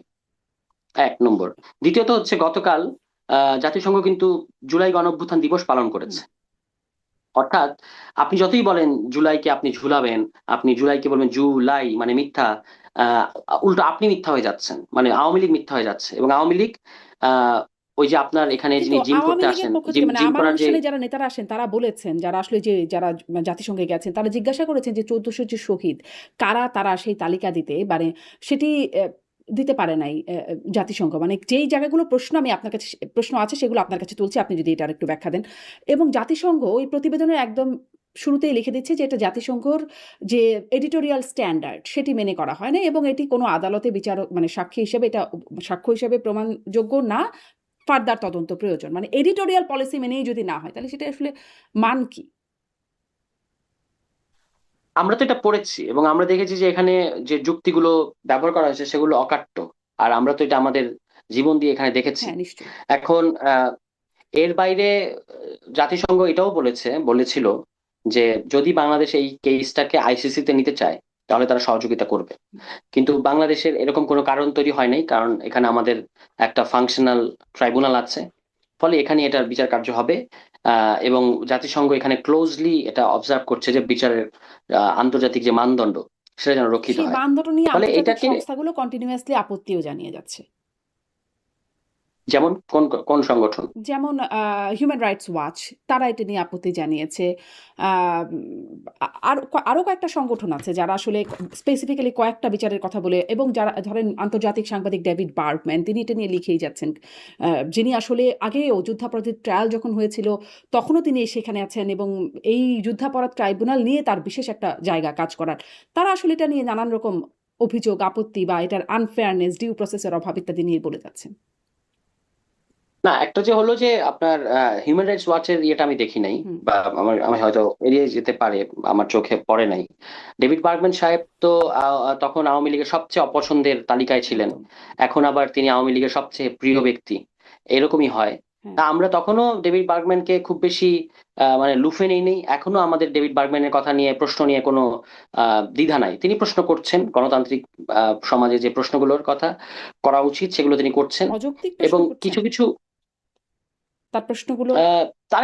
তার একটা নিজস্ব দৃষ্টিভঙ্গি এবং নিজস্ব পলিটিক্যাল বোঝাপড়া আছে। তিনি তো আর শুধু আন্তর্জাতিক সাংবাদিক বললে হবে না, তার সাথে বাংলাদেশের এক ধরনের সম্পর্ক তো আছেই। তিনি দীর্ঘদিন যাবৎ বাংলাদেশে কাজ করছেন, এবং বাংলাদেশের যে অভ্যন্তরীণ যে রাজনীতি, তিনি এটার অংশই এক এক হুম। অর্থে। হ্যাঁ, তিনি এখানে তিনিও একটা পক্ষ, ঠিক আছে।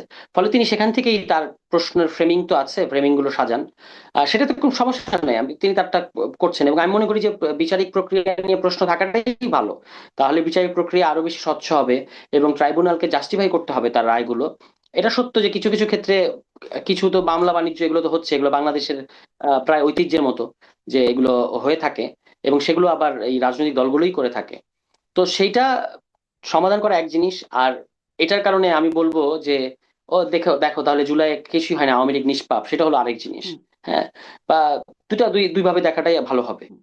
নিশ্চয়ই আওয়ামী লীগ নিষ্পাপ হবে কেন? মানে তাদের কিন্তু বিচারিক প্রক্রিয়া যদি স্বচ্ছ না হয়, সেটা যদি প্রশ্নবিদ্ধ, তাহলে তো এটা একটা বড় জায়গা রয়ে গেল। মানে বারবার এই জায়গাটা যদি প্রশ্ন করার সুযোগ রেখে না, দেওয়া হয়। বড় কোনো ওইরকম 13 সালে যেরকম ছিল, যে একটা ক্যাঙ্গারু কোর্টের মতো, আপনি দাঁড়িয়ে যাবেন, আমি বসিয়ে দেব।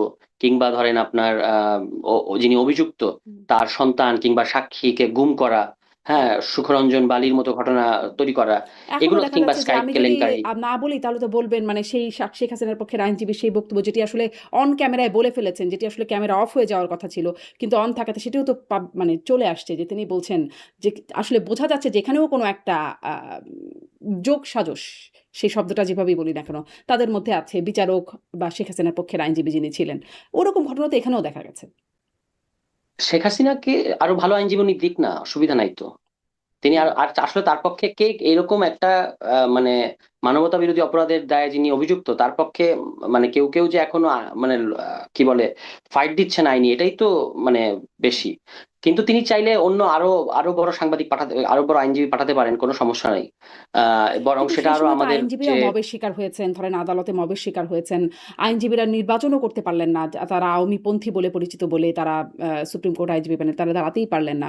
মানে হয়েছে তো শুধুমাত্র আওয়ামীপন্থী ট্যাগ থাকার কারণে, তারাও তো এই যদি বলি বৈষম্যের শিকার হয়েছেন। কিন্তু তারা তো আওয়ামী আওয়ামী আইনজীবী তো ছিলেনও। আওয়ামী আইনজীবী তো হিসেবে তাদের যে আদালত আদালত কিংবা কোর্ট পাড়ায় তাদের যে গত 17 বছরের দোর্দণ্ড প্রতাপ হুম। কিংবা তাণ্ডব, এগুলো যারা ভিকটিম, তাদের তো কিছু কিছু ক্ষোভ তৈরি হয়েছে। কিন্তু সেটাও আমি মনে করি যে একটা আইনি প্রক্রিয়ায়, মানে একটা ডিউ প্রসেসে ডিল করা উচিত। হামলা কিংবা হুম। পাল্টা ধাওয়া, এগুলো যদি আমাদের কোর্ট পাড়ায় কিংবা আদালতে হয়, সেটা কাঙ্ক্ষিত না। ফলে সেটা সেটা আলাদা জিনিস, সেটা আমাদের রাজনৈতিক সমালোচনা, মানে আমাদের ইন্টারনাল পলিটিক্স এর সমালোচনা। ট্রাইব্যুনালের বিচারিক প্রক্রিয়ার ব্যাপারটা আলাদা। এখনো পর্যন্ত আমি দেখি নাই যে খুব বড় কোনো প্রশ্ন কিংবা খুব বড় কোনো এটাকে আহ অগ্রহণযোগ্য কোনো কিছু হচ্ছে এরকম বলার কোনো সুযোগ আছে। কিছু প্রশ্ন থাকতে পারে, সেগুলো হুম। মানে সেটেল করতে ধরেন হবে, এবং সেগুলো ট্রাইব্যুনালের উত্তর কথা বলছি না, আমি টোটাল বিচার প্রসিকিউটর দিয়ে যাচ্ছেন। প্রক্রিয়াতেই বলি। ধরেন হাতকড়া পরা অবস্থায় আজকেও দেখছিলাম এরকম একাধিক ঘটনা, বেশ কয়েকটা ঘটনা দেখা গেছে, হাতকড়া পরা অবস্থায় আইসিইউতে মারা গেছেন ছাত্রলীগ আওয়ামী লীগের নেতাকর্মীরা, বা হেফাজতে মৃত্যুবরণ করছেন তারা নির্যাতনের শিকার হয়ে, সেরকম ভিডিও আবার দেখা যাচ্ছে। ধরেন জামিন হচ্ছে না, মামলাটা অনেক মামলা আছে যে তার বিরুদ্ধে আসলে যথাযথ মামলার বদলে কোনো একটা ভুয়া মামলা আছে, সেই ভুয়া মামলায় তিনি জামিন পাচ্ছেন না, এরকম অনেক রয়ে গেছে। তাহলে আসলে বিচারটা প্রশ্নবিদ্ধ না হয়ে উপায় কি? না, বিপরীত চিত্র আছে, মানে অবিশ্বাস্য দ্রুত গতিতে জামিন পাচ্ছে, আছে। কিংবা হচ্ছে আপনার আছে। হ্যাঁ। এবং হাত করার কথা বললেন, আমি তো দেখতে পেয়েছি যে ইনু সাহেব, তিনি কিভাবে হাস্যোজ্জ্বল মনে হচ্ছেন যেন তিনি সচিবালয়ে প্রবেশ করছেন, তিনি মন্ত্রী হিসেবে, সেভাবে করেও তিনি আদালতে আসছেন, এগুলো তো আমরা দেখেছি। ফলে এগুলো আছে। এবং আহ, আমার বক্তব্য হলো যে আমি তো বিচারিক বা আদালতের ভেতরের ব্যাপারটা অত ভালো বুঝি না। হুম। যেটুকু আমি বাইরে থেকে একজন সচেতন নাগরিক কিংবা পলিটিশিয়ান হিসেবে প্রত্যাশা করতে পারি, সেটা হচ্ছে বিচারিক প্রক্রিয়াটাকে একেবারেই প্রশ্নের ঊর্ধ্বে রাখতে হবে। এবং যত ধরনের প্রশ্ন আমি মনে করি যে যে প্রশ্নগুলো পরাজিত শক্তির পক্ষ থেকে করা হবে, তার সবগুলো ডিফেন্স, সবগুলো যুক্তি আমাদের কাছে আছে। হুম। সেগুলো আলসেমি না করে এই যে একজন চিফ প্রসিকিউটর বসিয়েছে বিএনপি, তিনি এই যে সন্ত্রাস বিরোধী যে আইনে আওয়ামী লীগের কার্যক্রম নিষিদ্ধ করা হয়েছে, সেই আইনটা ভালো করে পড়ে দেখেন নাই। এবং তিনি বলছেন যে শেখ হাসিনার বক্তব্য প্রচার করা যাবে যদি সেটা বিদ্বেষমূলক না হয়। কিন্তু ওই যে আইনে তাকে আওয়ামী লীগকে নিষিদ্ধ করা হয়েছে, সেখানে পরিষ্কার নির্দেশনা দেওয়া আছে যে কোনো ধরনের বক্তব্য আপনি প্রচার করতে পারবেন না। আবার তিনি দায়িত্ব গ্রহণ করার পরে এটাও বলেছিলেন যে মানে মানবতা বিরোধী অপরাধ আর ফৌজদারি অপরাধ যে আলাদা ব্যাপার, সিস্টেমেটিক এনফোর্স ডিসঅ্যাপিয়ারেন্স আর একটা স্পোরাডিক একটা নির্দিষ্ট গুম যে আলাদা ব্যাপার, এটা তিনি তখন গুলিয়ে ফেলেছিলেন। তিনি বলেছিলেন যে আমরা যখন গুম কমিশন নিয়ে কথা বললাম, যখন গুমের অধ্যাদেশটা নিয়ে আলোচনা হচ্ছিল, তখন আমরা বলেছিলাম যে এটা কেন দরকার। তখন তারা বলেছিলেন না, এটা দরকার হবে না, কারণ ওই যে আইসিটি আইনটা, যেটা এই আইনের মধ্যে এটা কভার করা সম্ভব।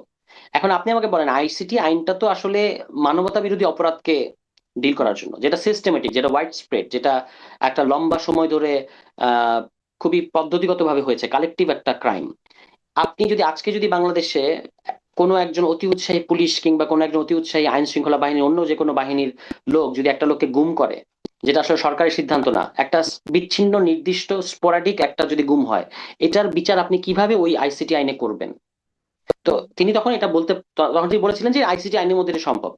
একইভাবে ওই যে আহ অন্তর্বর্তী সরকারে বিএনপির গুপ্ত এজেন্ট হিসেবে যিনি ছিলেন অ্যাটর্নি জেনারেল, এখন যিনি আইনমন্ত্রী, তিনিও কিন্তু একই কথা বলেছিলেন যে এই এই আইনেই সম্ভব, আইসিটি আইনেই সম্ভব। তো এরা দেখেন 30-35 বছর ধরে নাকি আমাদেরও জন্মের আগে থেকে নাকি তারা আইন প্র্যাকটিস করেন, কিন্তু তাদের আইন সম্পর্কে এই হলো বোঝাপড়া।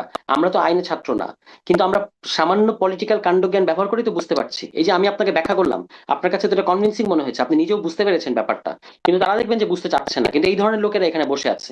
তো এই ধরনের লোকেরা যখন বসে থাকে, তখন তো আপনার আহ যেটা আসলে দরকার নাই সেরকম বিড়ম্বনাও তৈরি হতে পারে, সেরকম হচ্ছে কিনা সেটা খতিয়ে দেখা দরকার। এবং আমরা সবসময় যেটা বলেছি যে যোগ্য লোক বসান আপনি সব জায়গায়, কিন্তু বিএনপি তো যোগ্য লোক বসাচ্ছে না। তাদের এই যে রাষ্ট্রীয় প্রতিষ্ঠানগুলো, বিভিন্ন সাংবিধানিক প্রতিষ্ঠান, সংবিধিবদ্ধ প্রতিষ্ঠান, রাষ্ট্রীয় প্রতিষ্ঠান, এগুলো হয়ে গেছে তাদের পুনর্বাসন কেন্দ্র।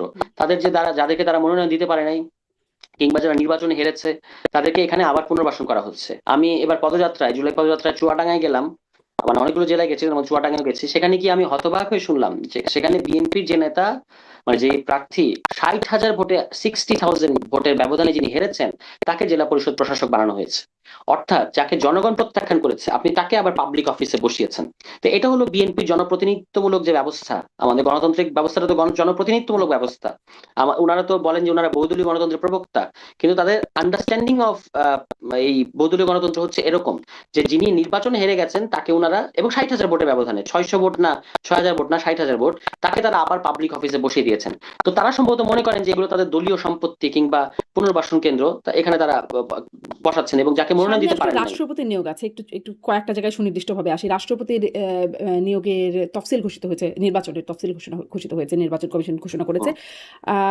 ডক্টর ইউনূসের নামও শোনা যাচ্ছে, আর মির্জা ফখরুল ইসলামের নামও শোনা যাচ্ছে খুব জোরে সোরে, আরো হয়তো কিছু কিছু নাম আছে। আপনাদের কোনো প্রেফারেন্স আছে? দেখুন, আমি একটা একেবারেই ব্যক্তিগত মতামত দিই, এটার সাথে আমার দলের কোনো সম্পর্ক নাই, মানে এটা নিয়ে আমাদের দলীয় ফোরামে কোনো আলোচনা হয় নাই। কিন্তু রাজনীতি করার বাইরে একজন অবজারভার হিসেবে আহ এটা আমার মন্তব্য। বিএনপি যদি একটা পরিণত কিংবা ম্যাচিউর দল হতো, তাহলে তারা ডক্টর মোহাম্মদ ইউনূসকে রাষ্ট্রপতি বানাতো। কিন্তু বিএনপির সেই রাজনৈতিক প্রজ্ঞা নাই। কারণ হচ্ছে, আমি কেন এটা বললাম, এই মুহূর্তে ইন্টারন্যাশনাল যে সিনারিও সারা পৃথিবীতে, এটা ডিল করার মতো একজন মাত্র ব্যক্তি বাংলাদেশে আছেন, যিনি হচ্ছেন ডক্টর মোহাম্মদ ইউনূস। ঠিক আছে, এমনকি খলিলও তার কাছে, রজার খলিল যাকে বলা হচ্ছে যে পররাষ্ট্রমন্ত্রী, তিনিও তার ধারে কাছেও ঘেঁষতে পারবেন না। তো কিন্তু যে ধরনের চ্যালেঞ্জ গুলো বিএনপি কে ফেস করতে হচ্ছে এবং হবে, যে ধরনের জটিল ভূরাজনৈতিক পরিস্থিতি তৈরি হয়েছে এবং হবে, সেগুলো মোকাবেলা করার জন্য বিএনপিতে তো আমি একটা লোক ডক্টর দেখি মোহাম্মদ না, ইউনূস কি এমন একটা মানে লোক। চ্যালেঞ্জ মোকাবেলা করার নজির স্থাপন করেছেন যে তাকেই, তিনিই একমাত্র choice? অনেক সময় বলে না যে চেহারাই কাফি, হুম আমরা কিন্তু এটা বলি আর কি, চেহারাই কাফি মানে চেহারাই যথেষ্ট। তো তার সেই আন্তর্জাতিক এক্সপোজার এবং আন্তর্জাতিক মানে ক্যালিবার গ্রহণযোগ্যতা আছে, যেটা বিএনপি সরকারের জন্য কিন্তু একটা আমার বিরাট প্রশ্ন অ্যাসেট হচ্ছে হতে পারত। গ্রহণযোগ্যতা দিয়ে কি করলেন তিনি? তার হাতেও তো একটা সময় 18 মাসের একটা সময় ছিল। অনেক আন্তর্জাতিক কিছু করেছেন। গ্রহণযোগ্যতা দিয়ে ভারতের সাথে সম্পর্ক সে জায়গাটাও মানে খুব কিছু হলো না। শেখ হাসিনাকে বন্ধ করা গেল না তার ভারতের সাথে বক্তব্য। সম্পর্ক ধরেন মার্কিন চুক্তিটাও করে নিতে হলো এবং সেটি আমার অনুষ্ঠানে বলছিলেন এবি পার্টির সাধারণ সম্পাদক ব্যারিস্টার ফুয়াদ, তিনি বলছিলেন যে নির্বাচনকে রেকগনিশন পাবার জন্য এই চুক্তি করার কোনো বিকল্প ছিল না। ফলে এই বিকল্পহীনভাবে চুক্তিটাও করে নিতে হলো। মানে এরকম আসলে কি এমন গুরুত্বপূর্ণ বা ভালো নজির স্থাপন করে গেছেন যার কারণে তাকে চেহারায় কাফি মনে হচ্ছে? অনেক কিছু করেছেন 18 মাসে। মানে অ্যাপার্ট ফ্রম ফায়ার ফাইটিং, যে ধরনের একটা ধ্বংসস্তূপে পরিণত হয়েছিল, এই ফায়ার ফাইটিং তো করেছেনই, প্রায় সমস্ত থানা ধ্বংসস্তূপে পরিণত হয়েছিল, সেগুলোকে রিস্টোর করা দ্রুততম সময়ের মধ্যে। ধরেন এই যে বিএনপি সরকারকে দেখতে পাচ্ছেন না, এই বিএনপি সরকার যদি ক্ষমতায় বসতো 5 আগস্টের পর তারা 5 বছরই থানাগুলোকে রিস্টোর করতে পারতো না, কারণ তারা যে ক্যাপাসিটি দেখাচ্ছে। কিন্তু এই দুর্বল সরকার শুধুমাত্র প্রধান মানে ইউনূস সাহেবের ওই ব্যক্তিত্বের ভারেই এই কাজগুলো করতে পেরেছে। এর মধ্যে তারা অনেকগুলো সংস্কার প্রস্তাব দিয়ে গেছে, তারা গণভোট আয়োজন করেছে, এবং সবচেয়ে মোস্ট কিছুই কাজে ইম্পর্টেন্টলি আসে একটা নাই। আসে না, সংস্কার সেটা তো প্রস্তাবও বিএনপি কাজে আসে সমস্যা, নাই, সেটা তো গণভোটও কাজে আসে নাই, কিছুই তো সেটা কাজে তো আসে নাই। সেটা তো বিএনপি সমস্যা, সেটা সেটা প্রধান উপদেষ্টা আমি তো ইউনূস নিয়ে কথা বলছি। হুম। এটা তো ইউনূসের সমস্যা না। ইউনূস তো সাকসেসফুলি গণভোট দিয়ে গেছেন, এবং তিনি তো পাওয়ার ট্রানজিশন, যেটা সবচেয়ে ইম্পর্টেন্ট, যেটাকে আসলে পিসফুলি বিএনপি বলে অন্তহীন প্রতারণার দলিল, তারা আসলে অন্তর্বর্তী সরকার প্রতারণা করেছেন। ইউনূস বলেছিলেন ঠিক যতটুকু সম্মতি হবে ততটুকুই ভিতরেই হবে আসলে, সেটার উপরেই হবে জুলাই সনদ বা সেটার উপরেই গণভোটের আয়োজনটা হবে। কিন্তু তার বাইরে অনেক কিছু আছে যেটা আসলে সম্মতি হয় না। সব দল যতটুকু সম্মত হবে তার বাইরে অনেক কিছু আছে। ফলে প্রতারণা বলছে। না। এটা তো ধরেন জুলাই সনদটা তো আমার মাথায় স্ক্যান করার মতো, মানে আমি এটা জানি অক্ষরে অক্ষরে কোথায় কোথায় কি আছে। ফলে বিএনপির এই কথাগুলো যখন শুনি তখন আমি কি রিয়াকশন দিব আমি বুঝতে পারি না। মূলত বিএনপির এই বক্তব্যগুলো প্রতারণামূলক বক্তব্য, কিন্তু সেটা কিন্তু একটা ডিফারেন্ট আলোচনা। হুম। আমরা যদি জুলাই সনদে আলোচনা করি তখন এটা নিয়ে বিস্তারিত আলোচনা করা যাবে, কিন্তু আমি যেটা বলছিলাম সেটা হচ্ছে প্রধান মানে আপনি ডক্টর মোহাম্মদ ইউনূসের যে কর্মকাণ্ডগুলো, এগুলো আমি মনে করি 18 মাসে যেগুলো করে গেছেন, হ্যাঁ অনেক কিছুই পারেন নাই, ডেফিনেটলি অনেক কিছু পারেন নাই, বা তাকে পারতে দেওয়া হয় নাই। তাকে যে মাত্রায় ব্ল্যাকমেইল করেছেন বিএনপি এবং অন্যান্য ক্ষমতাসীন পক্ষ, আমলাতন্ত্র থেকে শুরু করে বাংলাদেশের কোন সরকারের বিরুদ্ধে তো সেই সরকারের আমলারা মুভমেন্ট করেছে এরকম খুব বেশি নজির নাই। এনডিআর এর আমলারা মুভমেন্ট করেছে, জনপ্রশাসনের আমলারা মুভমেন্ট করেছে, এবং ভুতুরে 2 থেকে 250 আন্দোলন হঠাৎ করে গজিয়ে গেল, সেগুলো আবার এখন নাই। হ্যাঁ, তো এগুলো তো আমরা সবই বুঝি কোথা থেকে আসে। ওই যে ওবায়দুল কাদের পলাতক বলতো না যে কোথা থেকে এলো এরা, তো এই যে কোথা থেকে এলো এরা এটা তো আমরা জানি, কিন্তু এখন কিন্তু নাই, আপনি দেখবেন। তো এর মধ্যেও যে তারা মোটামুটি কিছু জায়গায় সীমাবদ্ধতা বা খামতি বাদ দিলে সাকসেসফুলি সময়টা পার করেছেন, এবং আমি যেটা বলছি মোস্ট ইম্পর্টেন্টলি বিচ্ছিন্ন ঘটনাগুলোকে বাদ দিলে একটা পিসফুল ট্রানজিশন, পাওয়ার ট্রানজিশনটা করতে পেরেছেন, এটা হচ্ছে তার সবচেয়ে বড় কৃতিত্ব। এবং এটা পেরেছেন আপনি 5 বছর পরে কল্পনা করেন ওরকম একটা একটা সিস্টেম, যেটা পুরোপুরি আওয়ামী লীগের তৈরি করা একটা সিস্টেম, এটার যিনি মানে নিউক্লিয়াস, তিনি এই দেশ থেকে পালিয়ে গেছেন, এবং তারপরে এই সিস্টেমটা প্রায় কলাপস করেছে, কিন্তু তাদের অ্যাসেট গুলো রয়ে গেছে বাংলাদেশে। এরকম একটা পরিস্থিতিতে বিএনপি তো সাহস হয়নি বাংলাদেশের দায়িত্ব নেওয়ার। ছাত্ররা তো তাদেরকে সেই প্রস্তাব দিয়েছিল। আপনি যে প্রথম আলোতে যদি রিসেন্টলি স্থানীয় সরকার মন্ত্রীর সাক্ষাৎকারটা পড়েন, সেখানে কি এতদিন কিন্তু আমরা কথা বলেছি যে আমরা জাতীয় সরকারের প্রস্তাব দিয়েছি, তারা রাজি হয় নাই। এখন তো তিনি এটা স্বীকার করেছেন, তাই না, যে ওরা জাতীয় সরকার প্রস্তাব দিয়েছিল কিন্তু আমরাই বলেছি অন্তর্বর্তী সরকারের কথা। তার মানে অন্তর্বর্তী সরকারটা বিএনপির সরকার। এখানে শুধু ছাত্রদের ইয়েটা কতটুকু যে তারা প্রধান উপদেষ্টা হিসেবে ডক্টর মোহাম্মদ ইউনূসের নামটাকে স্টাবলিশ করতে পেরেছিল। এবং আজকে যদি আপনি আসিফ নজরুলের সাক্ষাৎকার দেখেন, প্রথম আলো ধারাবাহিকভাবে সাক্ষাৎকার ছাপছে, তো এই মির্জা ফখরুল ইসলাম আলমগীর এবং আসিফ নজরুলের সাক্ষাৎকার, এই দুজনের সাক্ষাৎকার আমি মনে করি একটা ঐতিহাসিক ডকুমেন্ট হিসেবে থাকবে। কারণ আমরা তো কথা বললে সেটা ইয়ে হয় না। উনারা তো বলছেন যে এই যে প্রধান উপদেষ্টা হিসেবে ডক্টর মোহাম্মদ ইউনূসকে ছাত্ররা কিভাবে এখানে এস্টাবলিশ করেছে, এবং তারা সেনাবাহিনী বলেন কিংবা রাজনৈতিক দলগুলো বলেন, তারা কিন্তু এটা মানতে চায় নাই, এবং এটা নিয়ে অনেক সময় পার হয়েছে। তো এটাই মানে অন্তর্বর্তী সরকারটা হচ্ছে একটা বিএনপির প্রজেক্ট। হ্যাঁ, ছাত্ররা এখানে ছিল, এবং আপনার যেটা আমি যে কারণে আমি বলছিলাম যে এই 5 তারিখের পরে এই ওইরকম একটা ভঙ্গুর অর্থনীতি, ওরকম একটা ভঙ্গুর আইন শৃঙ্খলা পরিস্থিতি, ওরকম একটা ভঙ্গুর দেশ, এটার দায়িত্ব তো জনাব তারেক রহমান কিংবা বিএনপি নিতে চায় নাই। বিএনপি তো এই যে 1.5 বছরে তাদেরকে যে মোটামুটি একটা গোছানো জায়গায় দিয়ে গেল, এই রাষ্ট্রই চালাতে পারছে না। এই সমস্ত কারণে আমি বলছি, আমরা তো রাষ্ট্রপতি প্রসঙ্গে ছিলাম, যে বিএনপি যদি একটা প্রজ্ঞাবান দল হতো তাহলে তারা তাকেই বেছে নিত, কিন্তু তারা সেটা করবে না। করবে না কেন? কারণ তাদের দলের মধ্যে তৃণমূলে যেমন খাই খাই আছে, যেটা তাদের দলের এমপি স্বীকার করছেন, আবার তাদের দলের উচ্চ পর্যায়ে কে মহাসচিব হবেন, কে শেষ বয়সে রাষ্ট্রপতি হবেন, এগুলো নিয়েও প্রতিযোগিতা আছে, কে আপনারা কি কোনো স্পিকারটা আভাস হবেন। পেয়েছেন যে আপনার তো মানে আপনি বলছেন যে বিএনপি ম্যাচিউরড হলে ডক্টর ইউনূসকে রাষ্ট্রপতি বানাতে হবে, এখন বিএনপি সেই ম্যাচিউরিটি আছে বলে আপনার মনে হচ্ছে কিনা, আর আপনার কাছে কি না, মনে হয় নাই। কোনো মানে আপনার কাছে কোনো ধারণা পেয়েছেন কিনা বা আলোচনা শুনেছেন কিনা কে হবেন রাষ্ট্রপতি? না, আমরা যতটুকু বুঝতে পারছি মির্জা ফখরুল ইসলাম আলমগীর তিনি রাষ্ট্রপতি হবেন। এবং এটা আমি কিন্তু তাকে মনে করছি না যে তিনি অযোগ্য বা এরকম কিছু, এটা আমার বলার উদ্দেশ্য ছিল না। হুম। আহ, সেটা যেন আমার ভুল ভুল বোঝাবুঝি না হয়। আমি তাকে অত্যন্ত রেসপেক্ট করি, তিনি একজন ডিসেন্ট পলিটিশিয়ান, বর্ষিয়ান রাজনীতিবিদ। তিনি এটা ডিজার্ভ করেন না, প্রশ্নটা সেটা না। কিন্তু তিনি বিএনপির কিন্তু একটা দেখবেন কিছু রোগ আছে, আমরা বলি খাসলত। বিএনপি খাসলতটা হচ্ছে তারা দেখবেন দুটো কিছু কিছু, ওই যে বলে না যে সে পুরুষ মানুষ কোন জায়গায় আটকায়, নারী কোথায় আটকায়, এরকম বিভিন্ন কথা আছে না।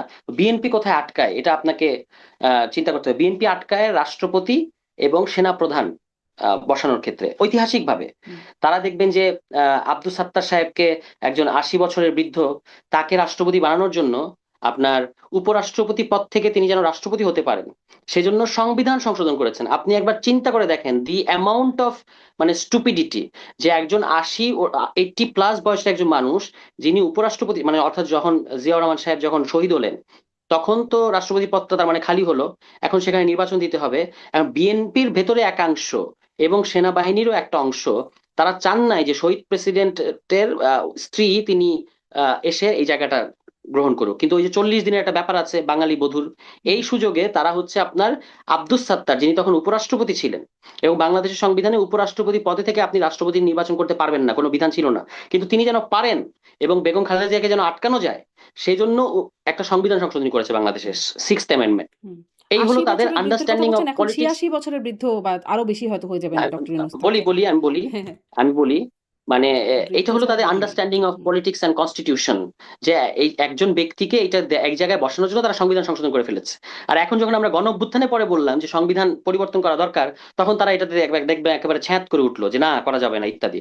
তো এই যে রাষ্ট্রপতির এটা একটা, তারপর বি চৌধুরী, যে যিনি দলের প্রতিষ্ঠাতা মহাসচিব, তাকে তো আপনি দেখেছেন, আপনার মনে আছে যে কিভাবে প্রায় অপমান করে বাধ্য হয়ে তাকে রাষ্ট্রপতি পদ থেকে ইস্তফা দিতে হয়েছিল। কারণ হচ্ছে তিনি দলীয় সিদ্ধান্ত, তখন ওই যে শহীদ প্রেসিডেন্ট জিয়াউর রহমানকে শহীদ কথাটা ব্যবহার করেন নাই কোনো একটা বাণীতে হুম। কিংবা কিছু একটাতে, তখন দল চাপ দিয়ে তাকে আপনার রাষ্ট্রপতি পদ থেকে সরিয়ে দিল। এরপর তারা ইয়াজউদ্দিন সাহেবকে রাষ্ট্রপতি বানালো, সেই ইয়াজউদ্দিন সাহেবই 111-এর কারিগর। ঠিক আছে। তারপরে হচ্ছে এখন আবার এখন কাকে দেবে, এগুলো নিয়ে বিএনপির মধ্যে টেনশন আছে, মানে ভেতরে ভেতরে যে দলের লোক দিলে আবার এই ধরনের সমস্যা, দলের লোক দিলে এখানে কি তাদের যে আচ্ছা সমস্যা ধরেন, শেষ করেন, হ্যাঁ শেষ করেন, শেষ করেন। দলের একজন একজন দলের একজন ব্যক্তিত্ব সম্পন্ন বড় নেতাকে রাষ্ট্রপতি বিএনপি বানাতে চায় না, আবার না বানিয়েও উপায় নাই। কেন বানাতে চায় না? কারণ তার তো দলে অনুসারী আছে। তো তিনি রাষ্ট্রপতি হলে তো ওই আজ্ঞাবহ লেফট রাইট করবেন না। এই জন্য তার বিএনপি দরকার একজন ওই চুপ্পু মার্কা একজন রাষ্ট্রপতি হলে বিএনপির জন্য সবচেয়ে ভালো হয়। কিন্তু আবার দলের মধ্যে চাপ আছে যে এরকম নেতাকে, বড় নেতাকে রাষ্ট্রপতি বানাতে হবে। এগুলো নিয়ে বিএনপির ভেতরে আমরা চলতি ভাষায় যেটা বলি বেড়াছেড়া অবস্থা। তো হুম। এখন আপনি সেনাবাহিনীর প্রসঙ্গটা আমি শুধু বলি, এটা ইন্টারেস্টিং, মানে আমার মনে হলো যে বলে রাখা ভালো।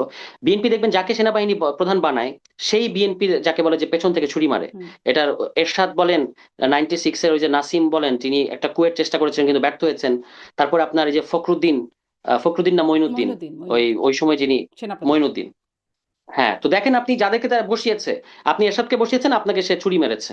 আপনি নাসিমকে বসিয়েছেন, সে আপনার বিরুদ্ধে কু করার চেষ্টা করেছে। আপনি মঈনুদ্দিনকে বসিয়েছেন, সে 111 করে আপনার মানে মেরুদণ্ড ভেঙে আপনাকে লন্ডনে পাঠিয়ে দিয়েছে। এখন এটা কিন্তু আমি সেলিব্রেট করছি না, এটা তার সাথে অন্যায় হয়েছিল, হুম। হুম। মানে তারেক রহমান, জনাব তারেক রহমানের সাথে এটা আর অন্যায় যাকে হয়েছিল। বিশ্বাস কিন্তু করেন আমি, সেই বিশ্বাসঘাতকতার সুযোগ পায়। এক্স্যাক্টলি এটাই হচ্ছে আমার পয়েন্ট। তো এইগুলো ক্রাইসিসের মধ্যে বিএনপি আছে, এবং এই যে 40 বছর একটা দল বা 50 বছর একটা দল, তার কিন্তু এখনো পর্যন্ত এগুলো সেলফ অ্যাসেসমেন্ট নাই যে আমার হুম। এগুলো ঐতিহাসিক, যাকে বলে অ্যাকিলিস হিল, যেগুলো হচ্ছে আমার দুর্বল জায়গা, হ্যাঁ, যেখানে বরাবর হিট করলে আমি কুপকাত হয়ে যাই। কিন্তু তারা ওই একই জায়গায় আমরা দেখতে পাচ্ছি, মানে অনিবার্য, আপনি দেখতে পাচ্ছেন যে সে খাদের কিনারে পড়ে যাচ্ছে, কিন্তু আপনি তাকে বলতেছেন যে ভাই আপনি তো পড়ে যাচ্ছেন, কিন্তু সে পড়বেই, এরকমই একটা জায়গায় সে আছে।